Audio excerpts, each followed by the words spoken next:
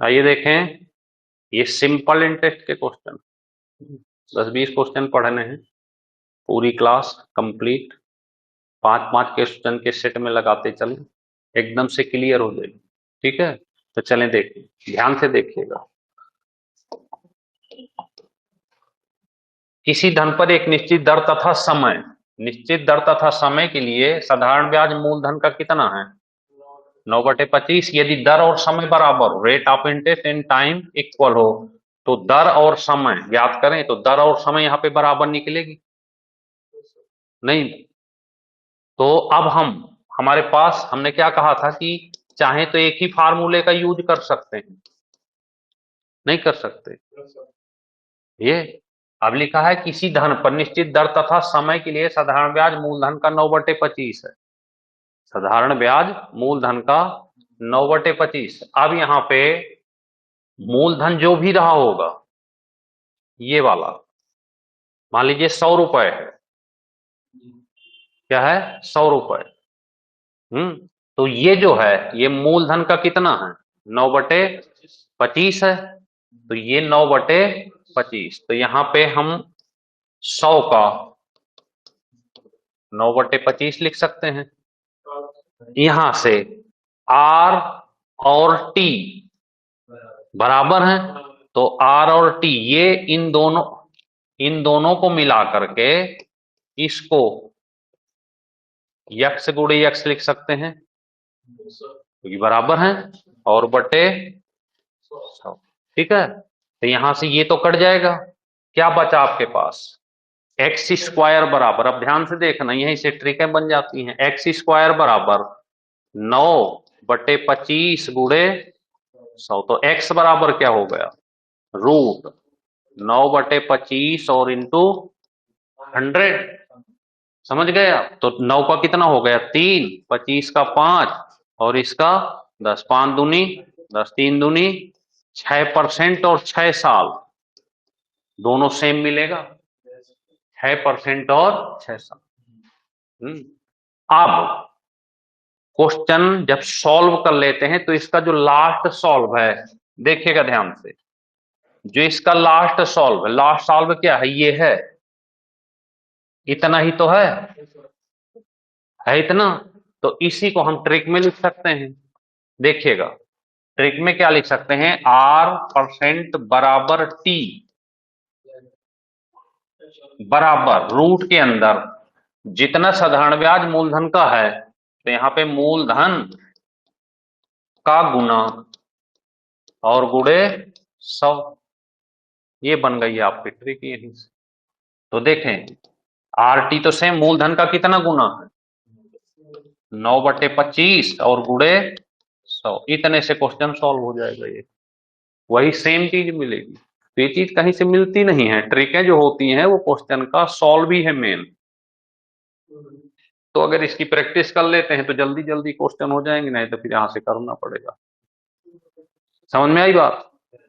चलें आगे, क्लियर हो गई? चलिए, तो नेक्स्ट है, कोई धन 8 वर्ष में 660 रुपए, ऊपर नीचे हो गया क्वेश्चन थोड़ा। कोई धन 8 साल में कितना हो गया? 660 रुपए। 12 साल में कितना हो जाता है? 740। समझ रहे हैं? तो यहां ऐसे लिख लेना, तो वह धन ज्ञात करना। तो 12 साल में कितना हो गया भाई? 740 लिख लेना। 8 साल में कितना हो गया? 660। यहां से घटा देना, तो ये 4 साल का ब्याज मिल जाएगा। कितना हो गया? घटा के देखो, 80। 4 साल में कितना हो गया? 80 रुपए ब्याज हो गया। ये हो गया ऐसा ही। तो 8 साल में भाई कितना हो जाएगा? 4 साल में 80, तो 8 साल में 160, 160। 160 रुपए को इसमें कम कर दो, क्योंकि 8 साल का हमने पता कर लिया। तो पी आ जाएगा आपका 660 में से 160 कम कर देंगे तो ये आ जाएगा 500 रुपए। ये हो गया 500 रुपए। बात क्लियर हो गई? बहुत इंपॉर्टेंट क्वेश्चन होते हैं ये सब, एक एक दो दो लाइन में कर सकते हैं इनको। चलें आगे, चलिए नेक्स्ट है, ये सब ऊपर नीचे हो गए हैं यार। हाँ, वो पेज सेट करने में कोई बात नहीं। कोई धन साधारण ब्याज पर 3 साल में कितना हो जाता है भाई?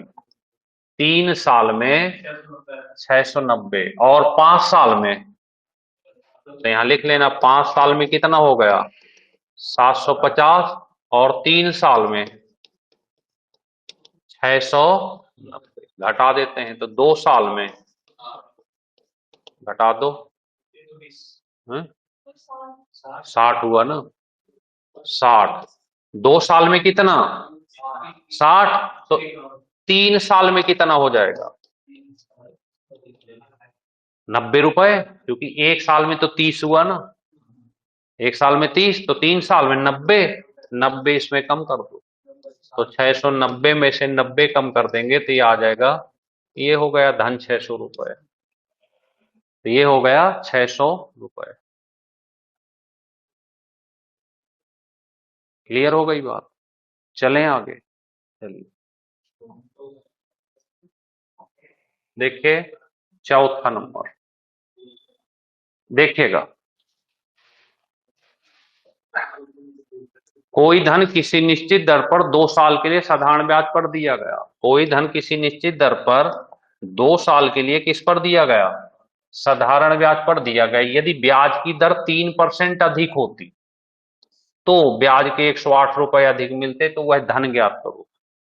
एक फार्मूला आप जानते हैं, कौन सा? SI बराबर PRT अपॉन, यहां से P बराबर क्या हो जाएगा? SI into 100 RT। बस कुछ नहीं करना, तो सीधे अप्लाई कर दो। तो ब्याज के कितने ज्यादा मिलते हैं?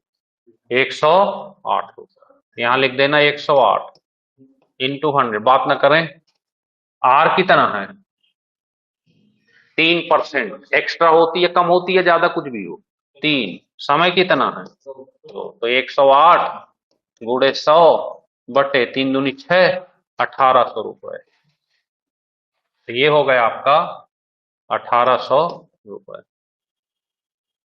तो चाहे कम हो चाहे ज्यादा हो, कम हो या ज्यादा हो, कोई मतलब नहीं। समझ में आई बात? तो याद रखना इसको, लिख जाए तो बता देना। चलें आगे, चलिए ये देखें।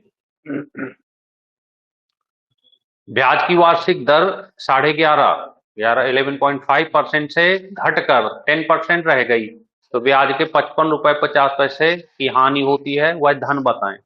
ठीक है, तो उज्जवल भाई, अगर धन पता करना हो P, तो कौन सा formula? SI into 100 R into T। अब यहां पे ध्यान रखना, SI के कितने कम मिलते हैं? 55 गुणे 100 बटे, अब रेट याद रखना, पहली कितनी थी, फिर कितनी रह गई? 10, तो कितनी कम हो गई? 1.5। तो वो चीज रखना यहां पे, डिफरेंस रखना। और समय कुछ दिया है, वार्षिक है। ठीक है, बस भाग दे दो, 15×3 = 45 और 15×7 = 105, ये आ जाएगा 37। तो इस तरह से 5-5 क्वेश्चन का सेट करो, 5 क्वेश्चन करो, फिर चाय वाय पी लो, फिर 5 करो, बिस्कुट विस्कुट खा लो, फिर 5 करो, थोड़ी गहरी सांस ले लो, और एक बार में कम से कम 25 क्वेश्चन निपटा दो। क्योंकि 5-5 करोगे तो ध्यान रखोगे, आलस नहीं लगेगा।